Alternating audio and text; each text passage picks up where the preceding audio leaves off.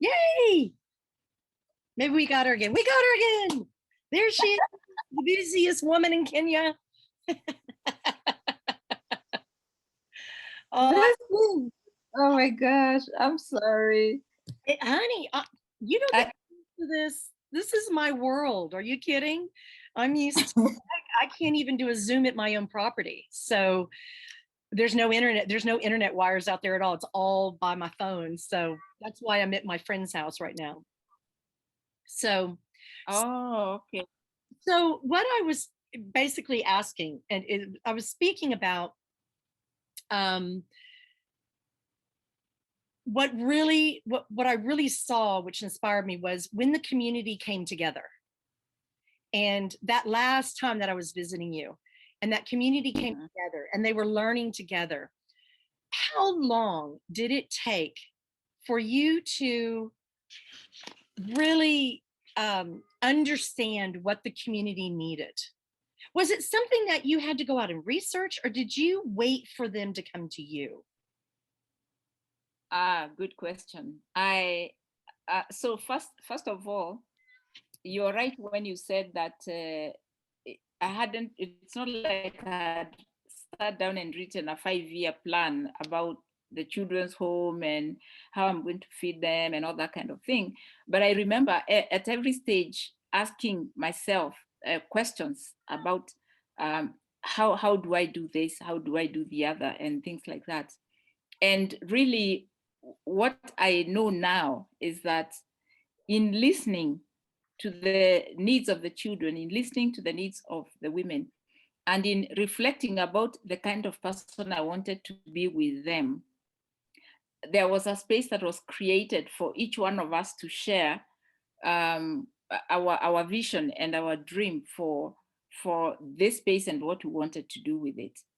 And so, in fact, because I did culture and communication, and I did a lot of cross-cultural communication and intercultural communication stuff, I learned a lot about community organizing and community conflicts because of cultural things. And one of the things that I really got was that if I wanted to mobilize a community, the best way to approach that community was to, first of all, be part of it and listen. So I didn't come as this PhD woman in this, and who knows everything. I came as, I want to hear your story. I want to hear what your ideas are about your life, the life that you're living now, the place where you stay, and the children that you're raising, and the kind of family that you have, and the kind of community that you dream of. And so first of all, people are very skeptical, especially women, because of the way we've been raised and socialized. Women, first of all, don't trust themselves, but they don't trust other women. So because my work in the beginning was organizing, mobilizing women in groups and talking about HIV and AIDS, and talking about how we wanted to transform our lives so that our children can go to school and all that stuff, it was listening to them just, demolishing, minimizing the work that they have done. And I listened to this, and I was amazed at how our conditioning has made us enemies of ourselves, especially as women living in a patriarchal society. So anyway, the short answer for that question, Barbara, is that it was listening to them share their stories, and in sharing their stories and me sharing mine, we came to a common ground, because I didn't pretend that I was coming to help them. I understood that I am coming for us to work together, because I will never understand the lives that they live, because just like they'll never understand the life that I live, except when we share together. And number two, in understanding the systems that we live in and how they have conditioned and programmed us, and choosing ways that we can get ourselves out of the patriarchal box, that makes an interesting story to share, especially when you sit with women. Yes. And that is where I began. I started by doing things like, I called them peace dialogues. When there was, like in 2008, when we had the post-election violence, I organized a city, the whole of Meru, I organized a peace dialogue because I didn't want our city to be one that chased people who were not Merus. And we agreed that we were going to shelter those people from Western Kenya who were likely to be affected by the problem that we had of ethnicity. And so in organizing that conversation, it was very open-ended because I opened up by saying, what are people's views about what is happening within the country, and what can we do about it? So we were not pointing fingers at other people or waiting for the government to come and save us. We were talking about, we here in Meru, right now in this space, what kind of peace builders do we want to be in relation to this fact that we are all Kenyans before we are tribal, whatever. So those kinds of conversations. So I did a piece, a town hall, a kind of peace dialogue. And then I did one in the village at Kach. And I invited everybody to come. And the question was, what is the most pressing need in our community today? So what I did is that I divided the groups between women and men and youth. And each one of them went and addressed in their view, because men's view, women's view, and youth views are different. So each one of them came with their views about what was the most pressing need in our community at that time. And we listed them all down, and then we picked the common ones. And then the next question was, which one of these issues, by resolving it, will address most of the other issues that we have as problems on this list? And alcoholism was the highest thing, because that is what was killing the cohesion of the families. Wow. And so when we started addressing that, it was like everybody agreed, let us agree not to allow these people to come and sell alcohol in our community here. And we did a memorandum that we took to the district commissioner. We invited him to come to our village, and we took him to the places where we said, we don't want this bar here, we don't want this bar here. This bar is too close to our school. This bar is too close to our homes. And the DC said to the bar owners, come to town, to the city, to Meru town. That is where you're supposed to have these kind of facilities. And I'll give you places where you can run your businesses, but you can't do this next to a school and things like that. So the people themselves are the ones who came up with what they perceived to be their issues and the solution that they figured that they was needed to resolve the one thing that would resolve 100% of the other issues that they were facing. Sure. I'm telling you, we've never had that problem of bars around our area anymore. And then that just built a big respect for Catch and the work that we were doing there, because we used Catch as the community space for people to come and talk about their issues. So we started having women's groups meetings there, youth group meetings there, and like that. And together, that's how we mobilized the community not to trust the work that we were doing and to join us to work together to change our community. And it's fascinating that you were tackling true tribal issues, because there are how many tribes in Kenya? You know, there's so many. 40. Yes, there's so many. And when I think about America right now, we've become suddenly very tribal. And I am very much you know, I'm a city girl from Austin, and I've just plopped myself down into an extremely rural area. And already I'm having dialogue with people. I don't come in with any, you know, I don't come in dressed up. I come in no makeup and my hat on and my working boots on. And I remember speaking to you about this tribalism. I was thinking, I'm going to put on Dr. K's hat, and I'm just going to go in and be part of the community. And I've walked door to door to meet my neighbors, so I've given it a good start.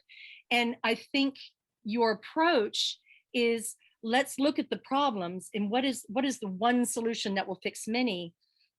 I think that's going to be a very interesting exercise. I have a group of people, mainly teachers, homeschoolers, parents that homeschool their children, and some activists within the local community that want to bring robotic education to a rural area. And we're meeting about that. But this is a great reminder that I have to sit back and let the community tell me what they need. It's just one more reminder. I might have been doing this work for about 15 years, going from rural area to rural area, but usually there's that local person who tells you what it is that's needed, like yourself. Yeah. Every time we came, I would always sit and say, what is it that you need? What is it that you want from this group that's coming to visit? I simply have to make sure I do the same thing. I really just put that travel brain on again and say, pretend you're traveling in a foreign country, because it might as well be. I'm learning so much, and it's really it's been, that's where the patience is coming in, that the weather is going to play a major part in how quickly you can do things. And even that is, patience, but it's also listening to the land and listening to what it wants. And so it's been a wonderful introduction for me, and so many of your lessons I've learned are coming up all the time. And the food sovereignty, that's the first time I ever heard those words were out of your mouth.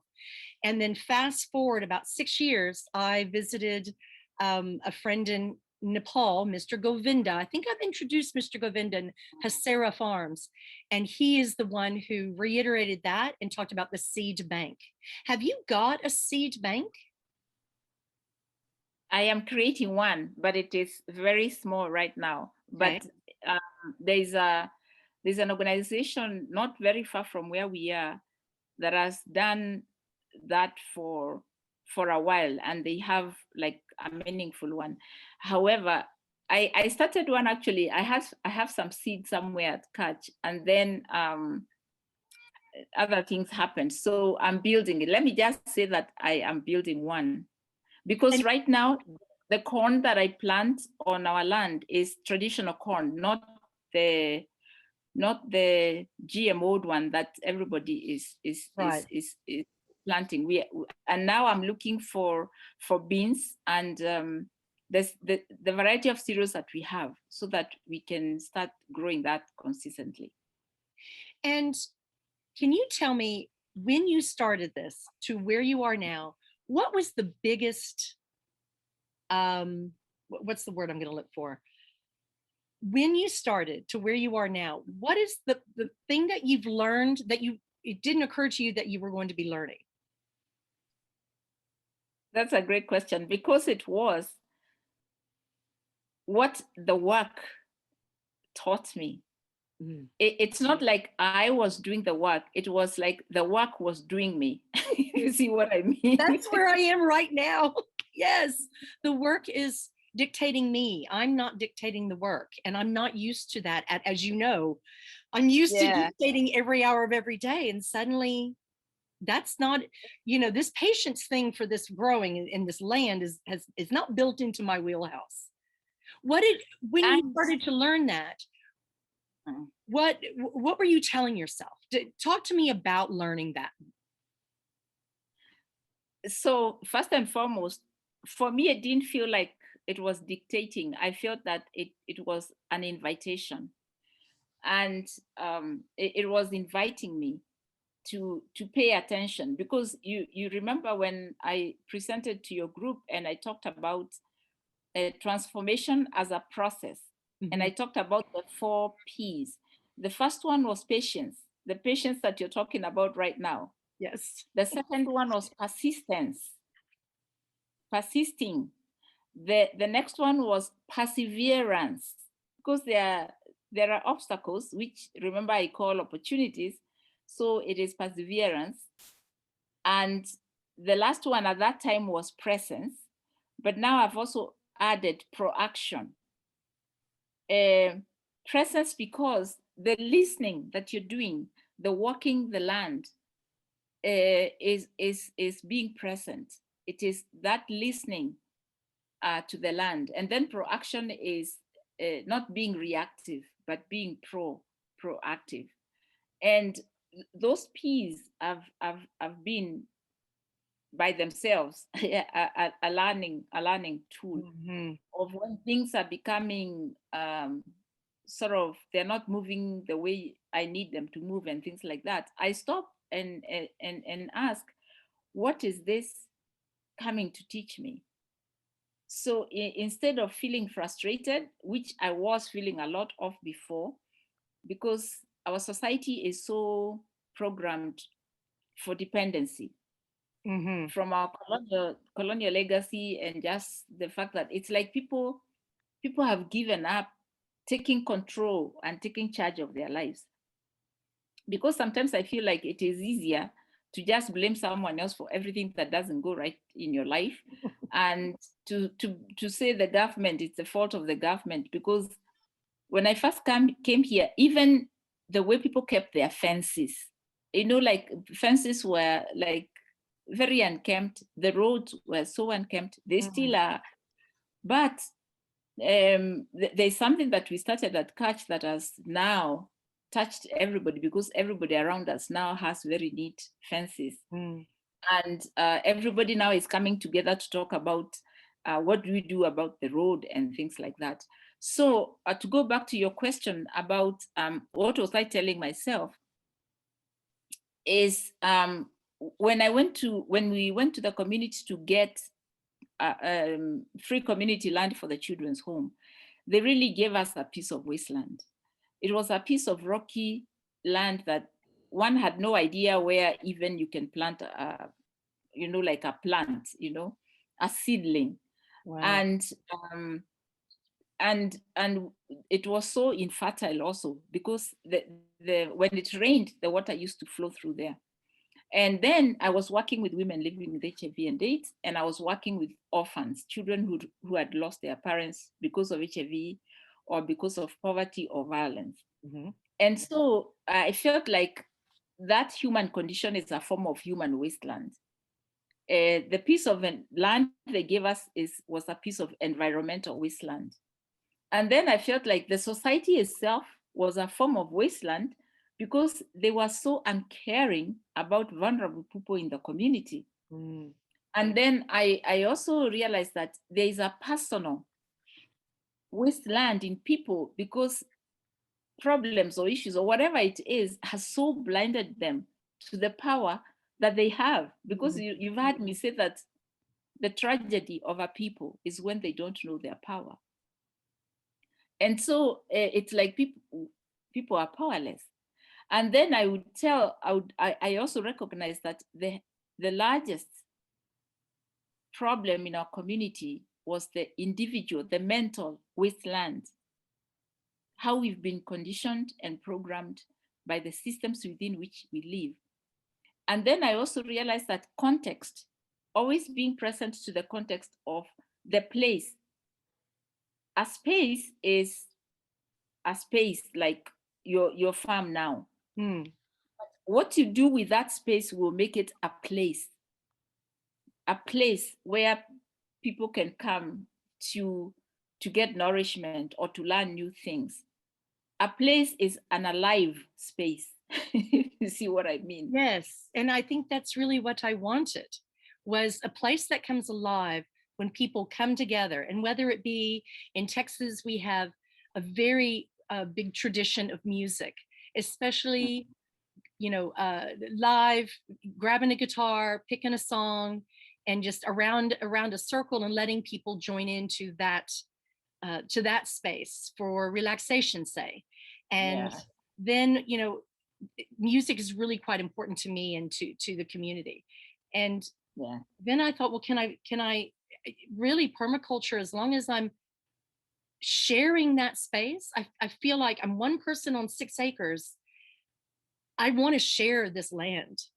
And as long as it's not hurting the land or hurting the community, I feel like any gatherings, any community that comes together on that land we are addressing that mental wasteland, that societal wasteland. So the land doesn't have to be the dirt under me. It can be the space that is set up and open to a community to come together. That's kind of my North Star right now. Yeah, that's great. I want to address everything. And of course, I've got the other, the very realistic things in my ear. You've got to make money off of the land, or how are you going to live? And that's all there. But I keep saying what's going to be good for the community is going to be good for me. Exactly. And I don't know what the community needs yet. I've only been there. I closed on the property in January. So I think I'm humble enough that I can say, I don't know. I don't. And of course, you know what happens when you buy land? Well, what are you going to grow? What are you going to do? How are you going to do this? And all these questions are coming at you. I'm sure you had the same thing. Yeah. And you're like, okay, just give me some time. Let me breathe. And so what do you think were your biggest successes first? Let's talk about your biggest success. So I think my largest success, looking at it right now, is the understanding that the work and the land helped me to get about how to do the work, the approach that I was going to use, that now I call regenerative culture. And so regen culture, I think for me, is actually beyond permaculture, because permaculture is about taking care of the land, the people, and everything that is living on it. And regen culture takes into account the beingness with which we are being with the land and the people and the animals and everything on the land. So I'll put it this way: Ubuntu, the African philosophy that teaches us I am because you are, and because you are I am, is a beautiful way that African people understand why we are here. It is about the people. It is about us in community, because Ubuntu also emphasizes that the individual is fully human within community. And that is how I feel, that alone I am not complete, but in community, then I am whole and I'm complete. And so then when I was thinking about the work, I realized that everybody talks about thinking, doing, thinking and then taking action and things like that. And no one talks about what informs that thinking and action. And so for me, I call it utu, which is a Swahili word that means humaneness. There's a beingness that I feel I hold, or is within me. It's within you. It's within everybody. There's a beingness within each one of us, which is actually divine based. So this is not religious or anything. This is universal. That essence that is in you, that is in every animal, that is in every blade of grass, that is in every tree, that is in every flower and bird and thing, that enables a certain beingness that when we are in that space and place, the energy is different. That the emergence of that which we want to birth is very different. So that's the energy that I bring into regen culture. And the essence of this is the thing that I talk about called reclaim. It is about taking responsibility, being accountable. It is about reclaiming my power, reclaiming my power as a human being and stepping into it. It is about recognizing that I'm love and light. And when I'm love and light to myself, I hold, like a space of the mirror for someone else. If someone puts it this way, I give the other permission to be love and light when I'm that. It is about You're very good at that, my dear. Yes. yeah. It is about not just living in my head, but balancing that with my heart. Mm. And there's the heart thing and there's the soul thing. So we always talk about always talk about the mind and the heart and bringing them together. But I feel like Utu takes us a step further or deeper into the soul of why we are here, really understanding why we are here, and holding that, so that sometimes, Barbara, I feel like when I pray about something here, it heals people that I don't know so far away from where I am. Wow. Because the energy that we hold, that the energy that you hold is so powerful that it can go and heal someone so far away. The healing of the land that you do on your 6 acres is going to be healing for so many other acres of land, trillions of trees and plants and whatever it is that you're going to do there. Because this work with the land is a spiritual journey. It is a spiritual act. And that when I understood that, actually I just let go, because I was like, holy moly, this is not about me. You know, like I dropped everything and I was like, okay, Right. It's like a surrendering. It's like a knowing that you're known and your work is meant to be, and it is supported, and it will accomplish that which you've created the intention for it to accomplish. So for you and I, it is to hold that space, to work with the land, to teach us, so that we can reclaim these spaces, whether they're environmental, human, mental, or whatever, or societal. You've It's a really, big deal. what I think is so powerful for me right now is understanding that my land, it's not the dirt, it's not the rock, it is what it is. I can do anything with this land as long as I'm bringing my beingness and my humanness, my you, and I'm bringing and I'm giving permission to others to come in and express themselves. It's going to generate and regenerate what we need if we come in with that open mind and walking into and being the surrender. I think I'm struggling with the surrender right now, is surrendering and knowing that this is a spiritual experience I'm going through, living in a tent in the rain on this land while I wait for things to be built. And of course, it's crazy over here, the time you have to wait for, because there's so much building going on right now in America, that I've just had to step back and go, well, I guess I'll just do it myself. And I've just started to learn myself how to do things. But I think I need to be gentler on myself, that I don't know what I'm doing, and that's normal. Almost anybody who plays, I've interviewed a few people, and pretty much anybody who plays in the permaculture world, it tells me that they didn't know. You just don't know what you don't know. And that's okay. I'm going to try to be very kind to myself and remember that I am that love and light when people come onto that property. That's all you need to do.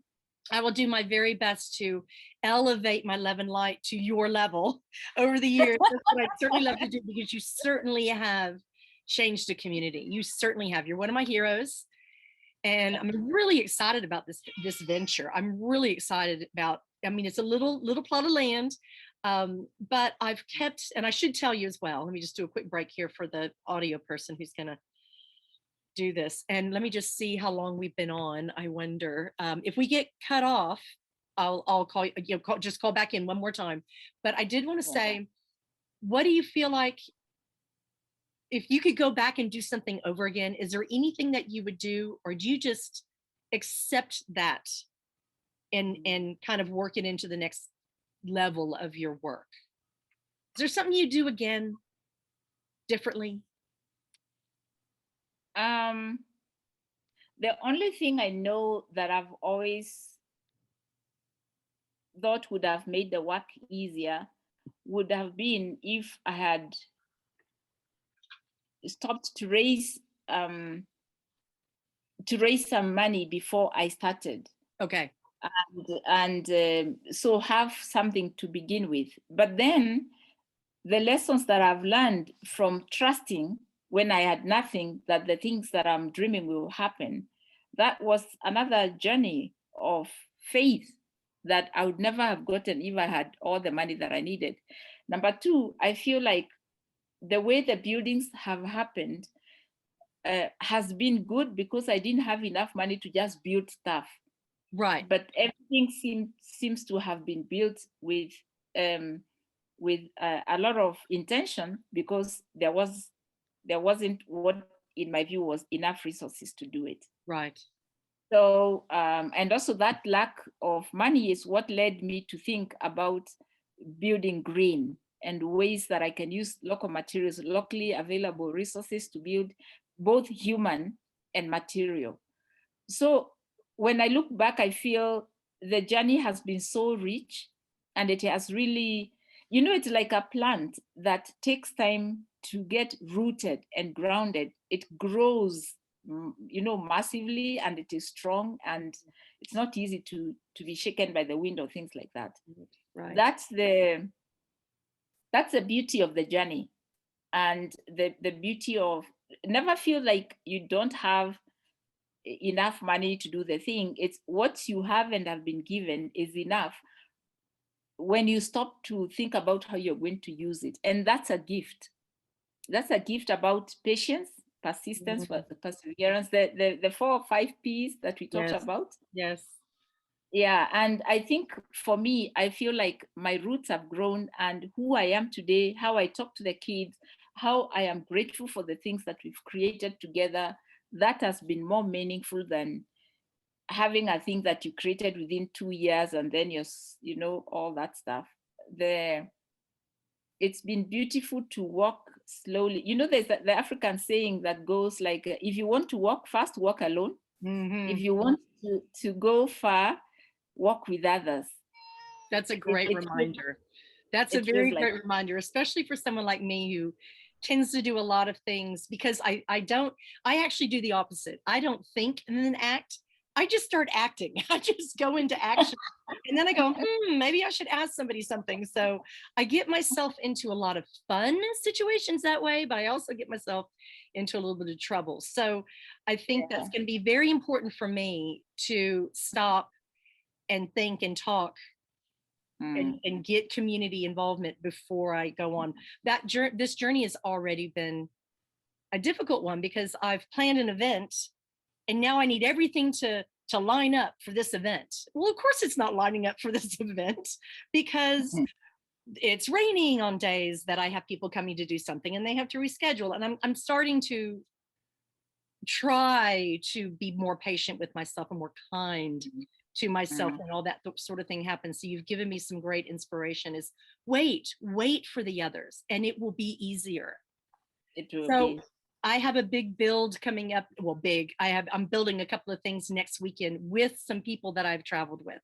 So I'm really excited. They're coming to help me. So I think I just need to hang in there one more week to wait for those friends. And then I think it's going to be an entirely new start of a journey for me when people get involved. And when they come, that's beautiful. That's beautiful. That's you're already bringing in friends to come and work with you. And when they come, even with all the excitement about the land and the things that they've come to do, take moments to sit in circle together before and after the days that they work, and let also their intentions for the land and their prayers for the land be heard in the circle. They're coming to work with you, not to help you, because this space will also bless them. They don't know it yet. They think they're coming to help you. They're coming to help themselves. Trust me, they're coming to help themselves. Right. So when they see what they are doing as something that is also part of them, they will come so many times, you'll be shocked. They'll be just coming themselves. But so you, Babs, create that space and energy to invite them back over and over again. Yes. By how you you know, that your love and light, how you let that love and light step in to hold their and to show their love and light. Yeah, I like it's that. just a beautiful, Oh, it's a that's some beautiful good, that's some good advice for me, that's for sure. Oh gosh, I needed that. I needed that because I've been treating this kind of like, well, you've planned many trips before to foreign countries, planned some events and fun and all of that. And that I hadn't thought about the very, very first circle. I knew there was going to be talks and education, and but I hadn't thought about that intentionality. There goes the cat. Uh-oh. There goes the cat. Sorry, Olivia. I guess I better go get that goober. Um, Anywho, she's gonna be cutting up more of what you're saying, which is, obviously the inspiration. So I have called it True Places, which is my original travel company name, True Places, because it's the Herman Melville quote. It is not down on any map. True places never are. And Tirigi was not on a map. You put it on the map. And I wanted to bring people to see what you've done. And I think I'm grateful to Well Aware for introducing this whole world to me. I could, I would not have been introduced to that unless we had taken the steps to make it all the way up to Tirigi Farm, which is well worth it if anybody's watching this. I'm keeping travel in there because I'm ready to, after I'm patient and listening and I bring a community together, I want to bring that travel community get together too, to do some initial work on my land and then fly over and see you. So it's a dual purpose trip. That's what I'd like to do. And I think it can happen. I think it'll be a great cross-cultural experience. I know that you've hosted Americans before and other foreigners before. And that's what I think I'm most excited about. And some people are like, I don't think permaculture and travel go together. And I go, oh, I assure you, they do. They do. Because everybody's on a journey. And I believe that travel also opens up so much when you get to go and meet people that have completely different culture than you. So I hope that you're still in a place to be able to host myself and a few of my friends to see the magic of your farm. It truly is a beautiful place. Thank you. And you're absolutely, positively very welcome to come here. And to add to, I love True Places. True Places. You. It feels good. It kind of gets you right here for me. Right here. Yeah, it's a place and it's a true place. Yeah. It's a true place. Yeah. And when you said that, there's a phrase that came to my mind. It's someone who said it. I'll paraphrase it because I won't remember exactly what they said. And they said, there's no road. We make the path as we go. And when we think we've reached the end, we actually have come to the beginning. The longest journey that you ever make, is to the heart of the person next to you. Wow. That's exactly what your True Places is about. That's exactly what my True Places is about. It really is. Woo! You're getting me on that one. Goodness. Oh, well, thank you. I'm glad that's resonating, especially with my heroes like yourself. So I'm glad that's resonating. And I truly do want to, bring this community together and say, hey, who wants to go to Kenya with me or South Africa to work with Green Pop or Mr. Hissera? I'd love for you to come and visit Mr. Govinda at Hissera. So obviously I always get lots of dreamy plans, but I will be patient. I will listen, especially to folks like you. So thank you so much, Dr. K. Is there anything else any advice you want to give me besides, I've gotten a lot, but is there any last advice? I don't give advice. I just share. Share what you already know. It resonates with you because it's already within you. So you know all these things already. It's just that my mentioning them reminds you of what you already know. And it reminds me of our humanity together, what we've already shared. I've visited you over 5 years now, I think. Longer, I think, maybe even 6 years. And it reminds me of our own humanity, even though I can't come and visit you right now. Yeah. Yeah. Yeah, it's fine. You will come. All these things, as our world is changing, they'll settle and It we'll will. be able to visit each other again. Yeah. It will. It will. Well, thank you. I really appreciate your time. I know it's late at night for you. I'm so grateful you stayed up for me. I know you have busy days, but I really am just so appreciative of your time and your sharing, your heart. Yeah. And I miss you. And I miss the Thank children. you. Tell the children hello for me. I will. I'll Okay. give them all a hug, all of them. Well, Tell maybe them. it will be Tell them Aunt Barbara's coming back. Auntie's coming back. Okay. okay. So I Sama, will. sama. I miss So, that. Well, yeah. thank you. Thank you so Thank much for all your love and light. Yeah. Have a good sleep, my dear. Thank you so much, and all the best with your work. And listen, Yes, ma'am. it shall come to be. So it doesn't matter how it looks like now and how tough and stuff we feel. Yep. I just want you to know it is meant to be. Thank you. Thank you. So it is. I got it. If you believe it, I believe it. But I do believe it. I do. My faith is coming in strong for me. Thank That's you. great. It Yeah. will Thank be. you so much. Thank I love you. you. Thank you. I love you too, Dr. K. We'll talk soon. Sawa sawa. For Harry. Sawa, sawa. Yeah. Bye now. Bye. Bye now.